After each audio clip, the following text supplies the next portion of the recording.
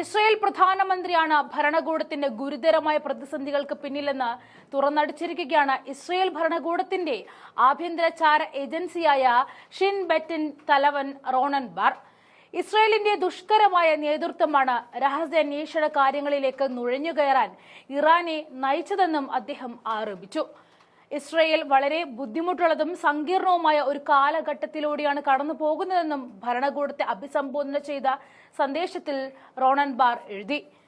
ഇറാന്റെ കൈ ഇസ്രായേലിന്റെ ഉള്ളിൽ ആഴത്തിൽ പതിച്ചിരിക്കുകയാണ്. ഇറാനിൽ നിന്നും രാജ്യത്തിന് കടുത്ത പ്രതികൂല സാഹചര്യങ്ങളാണ് ലഭിക്കുന്നതെന്നും അദ്ദേഹം പറഞ്ഞു. ഇസ്രായേലിനെ അലട്ടുന്ന പ്രതികൂല സാഹചര്യങ്ങളുടെ പട്ടിക ഇനിയും നീളുകയാണ്. അതിനിടയിൽ 2023 ഒക്ടോബറിൽ അധിനിവേശ പ്രദേശങ്ങളിൽ പാലസ്തീൻ പോരാളികളുടെ കെണിയിൽപ്പെട്ട് ഗാസ മുനമ്പിലേക്ക് കൊണ്ടുപോയ 59 സയനിസ്റ്റ് പാലസ്തീൻ പ്രദേശത്ത് തന്നെ ഇപ്പോഴും തുടരുകയാണെന്നും ബാർ ഓർമ്മിപ്പിച്ചു.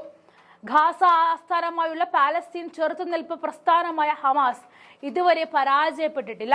പാലസ്തീൻ പ്രദേശത്തിനെതിരെ നടന്നുകൊണ്ടിരിക്കുന്ന വംശഹത്യയുടെ ഭാഗമായി അവരെ നശിപ്പിക്കുക എന്ന ഭരണകൂടത്തിന്റെ പ്രഖ്യാപിത ലക്ഷ്യം ഫലവത്തായില്ല എന്നും അദ്ദേഹം പറഞ്ഞു. ഇസ്രായേലിനുള്ളിൽ ഇറാനോടും ഹമാസിനോടും വർദ്ധിച്ചു വരുന്ന ഭയമാണ് ഇങ്ങനെ ഒന്നൊന്നായി പുറത്തു വരുന്നത്. ഔദ്യോഗിക പദവിയിൽ ഇരിക്കുന്നവരാണ് ഇത്തരത്തിൽ വെളിപ്പെടുത്തലുകൾ നടത്തുന്നത് എന്നതാണ് ഏറ്റവും എടുത്തു പറയേണ്ട കാര്യം. ഇത്രയും നാള് ഭരണത്തിനുള്ളിൽ സംഭവിച്ച പോരായ്മകൾ പുറത്തു വരുന്നത് തടയുന്നതിന് പകരം ഇസ്രായേൽ പ്രധാനമന്ത്രി തന്റെ ഭരണം സംരക്ഷിക്കാനുള്ള മാർഗങ്ങൾക്ക് പുറകെയാണ് പോയതെന്നും അദ്ദേഹം ആരോപിച്ചു.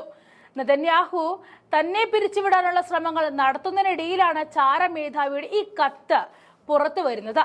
പ്രധാനമന്ത്രിയുടെ ഇത്തരം ഇടംകോലിടുന്ന നടപടികൾ ഭരണകൂടത്തിന്റെ സുരക്ഷാ ആശങ്കകളേക്കാൾ വ്യക്തിപരമായ താൽപര്യങ്ങളാൽ ഉടലെടുക്കുന്നതാണെന്നും അദ്ദേഹം പറയുന്നത്. അതേസമയം ബാറിനെ പിരിച്ചുവിടാനുള്ള നിയമപരമായ കാരണം നെതന്യാഹു വ്യക്തമാക്കണമെന്ന് ഇസ്രായേലി അറ്റോർണി ജനറൽ ഗാലി ബഹരാവ് മിയാര ആവശ്യപ്പെട്ടു.